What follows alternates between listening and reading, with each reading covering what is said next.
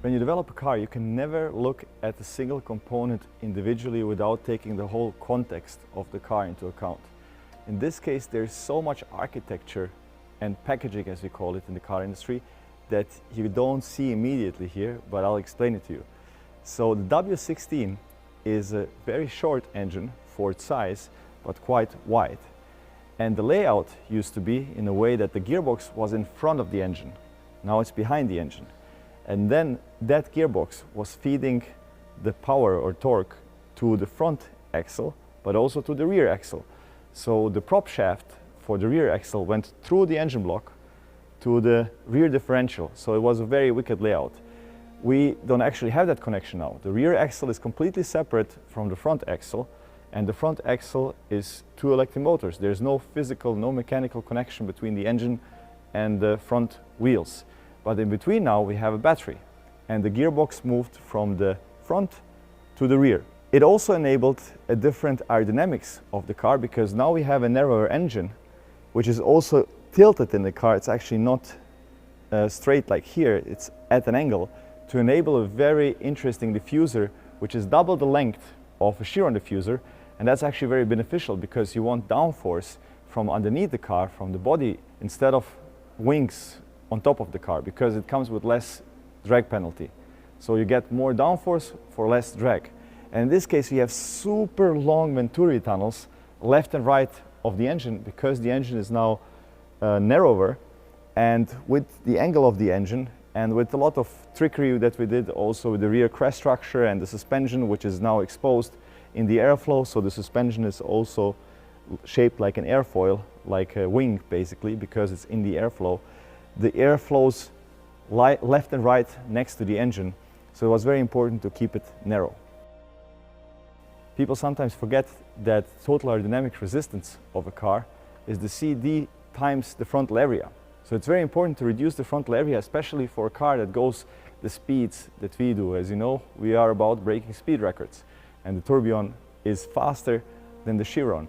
By reducing the frontal area, by bringing the passengers closer together, by having a narrower tunnel, by having the gearbox behind the engine, it all works together as one. We wanted to show that even this naked form, without the bodywork, it's a Bugatti horseshoe. And this horseshoe does a lot of things.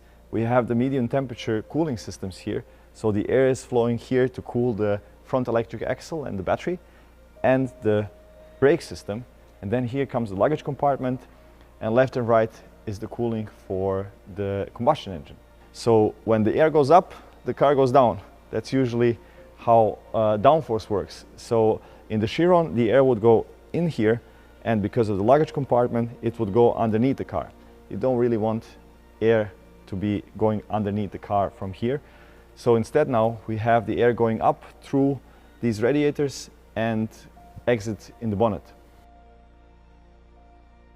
The electric motors are in front of the axle, because basically the feet of the passenger and the driver of the car are coming all the way until here. So you are very close with your feet. You can't have the motors, they would be in the foot space of the passengers of the car.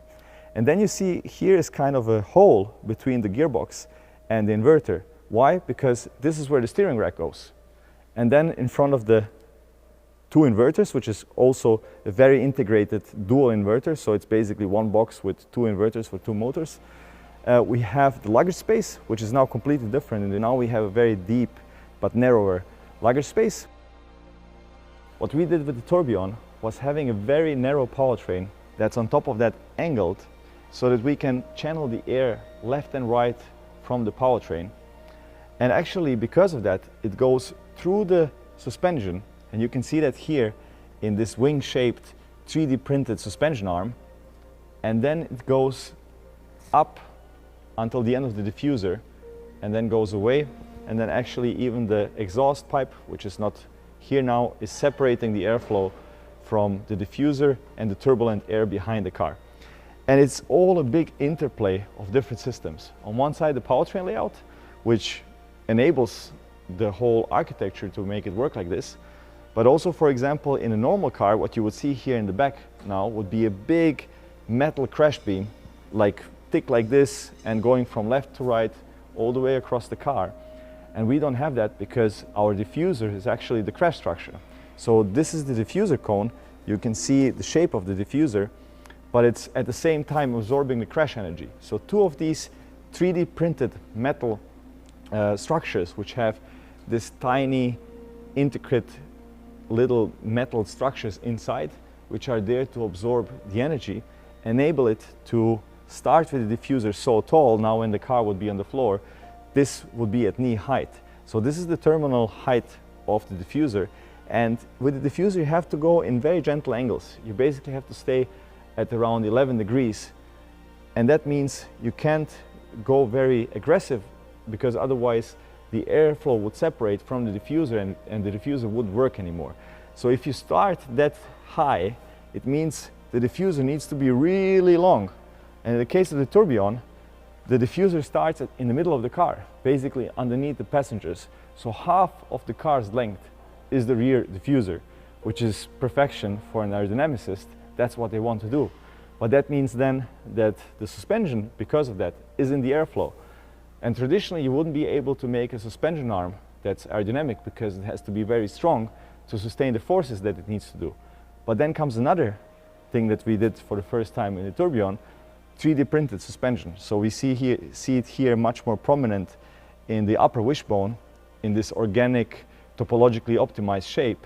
It basically means that software and AI is optimizing the shape of the part in order to cope with the forces that it needs to encounter during acceleration, braking, cornering, or speed bumps. And you take atom by atom away to just leave the structure where it's absolutely needed to cope with those forces, plus of course some buffer on top of that to encounter also some unpredicted situations.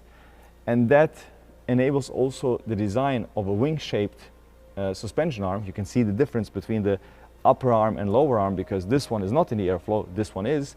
But inside of this shape, there is again microstructures that enable this kind of shape to be strong enough, but still aerodynamic. So it all works together. The narrow powertrain, the integrated crash structure, 3D printed suspension. It's not just about individual components, it's about how you bring that together to have a benefit to the overall car in terms of weight, packaging space, aerodynamic efficiency, downforce, performance, and we all bring that together in this car because we thought about all of these bold things together at the beginning of the development of the car.